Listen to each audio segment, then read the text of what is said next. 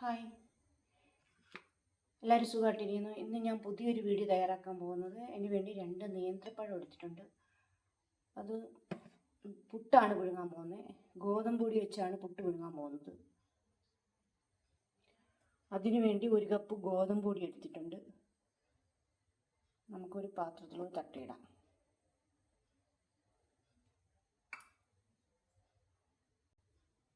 കുറച്ച് ഉപ്പിട്ട് കൊടുക്കാം. ഉപ്പ് പാകത്തിന് മതി.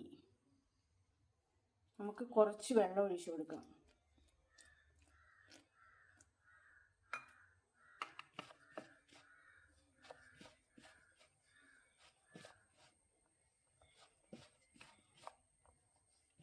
കുറച്ച് വെള്ളം ഒഴിച്ച് നനച്ചെടുക്കണം.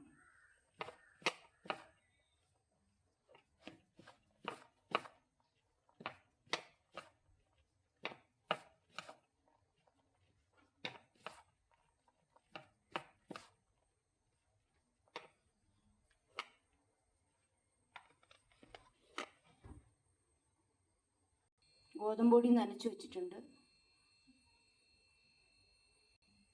2 പഴം എടുത്ത് നമുക്ക് അരിഞ്ഞു വയ്ക്കാം.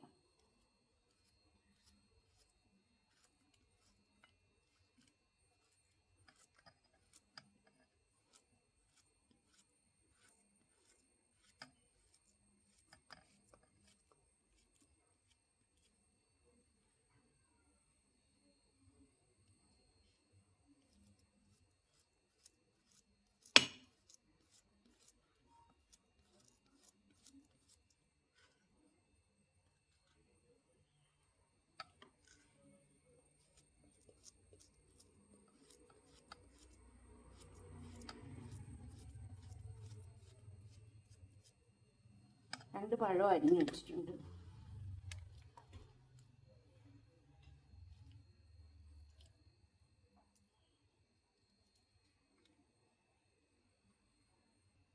ഇനി നമ്മൾ കുറച്ച് വാഴയില എടുത്തിട്ടുണ്ട്.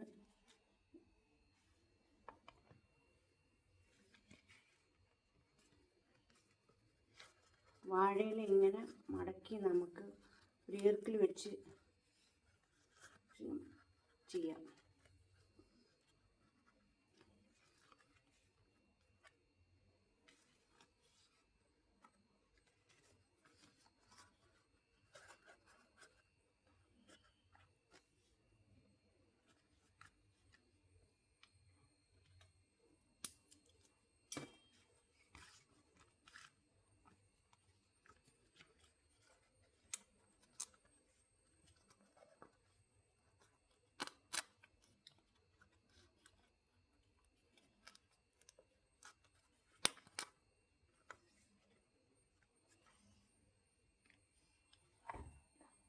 ഇങ്ങനെ നമുക്ക് ഓരോ വാഴയിലയും ചെയ്യാം.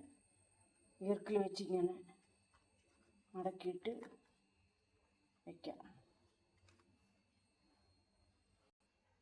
വാഴയിലയെല്ലാം മടക്കി ഇതേപോലെ വെച്ചിട്ടുണ്ട്. പാത്രത്തിനകത്ത് ഇഡലി തട്ടത്തിനകത്താണ് ഇങ്ങനെ വെച്ചേക്കുന്നത്. ഓരോ വാഴയിലയും ഇങ്ങനെ ഈർക്കിൽ വെച്ച് നമുക്ക് മടക്കി വെച്ചിട്ട് നമുക്ക് ഇതിനകത്ത് തേങ്ങ ചേർക്കുന്നില്ല. നമ്മൾ പഴവും ഗോതമ്പ് പൊടിയും വെച്ച് മാത്രമാണ് ഈ പുട്ട് തയ്യാറാക്കുന്നത്. നമുക്ക് ഓരോന്നായിട്ട് ചെയ്യാം. അതിനകത്ത് പഴം ഇടാം ആദ്യം.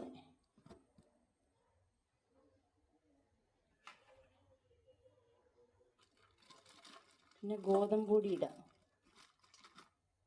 നമ്മൾ കുഴച്ച മാവ്,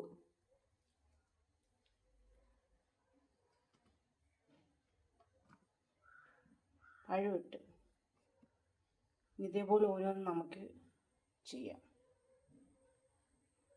ഇങ്ങനെ നമ്മൾ ഈ 3 എണ്ണത്തിൽ ഒരു വിധം 3/4 പാത്രം വെച്ച് നിറച്ചിട്ടുണ്ട്. നിറച്ച് വെച്ച് നമുക്കിതൊന്ന് വേവിച്ചെടുക്കാം.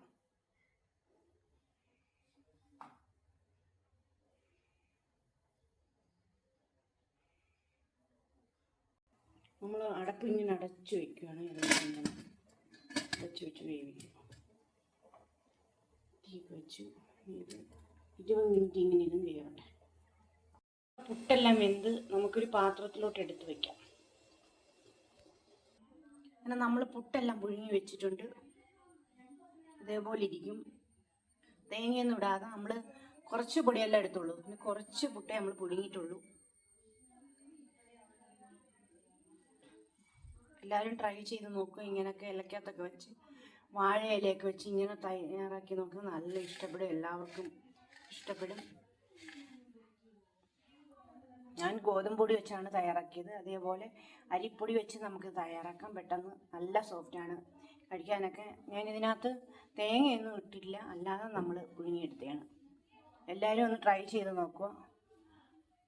കുറച്ച് പൊടി എടുത്തോളായിരുന്നു, കുറച്ച് പൊടിക്കകത്താണ് ഇത് തയ്യാറാക്കിയത്.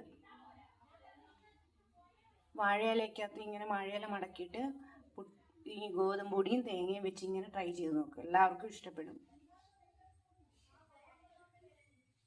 വീഡിയോ ഇഷ്ടപ്പെട്ടെങ്കിൽ ലൈക്ക് ചെയ്യുക, ഷെയർ ചെയ്യുക, സപ്പോർട്ട് ചെയ്യുക, സബ്സ്ക്രൈബ് ചെയ്യുക. ഇതെല്ലാം പുതിയ ഐറ്റമായിട്ട് റെസിപ്പീസായിട്ട് ഇടുന്നതായിരിക്കും.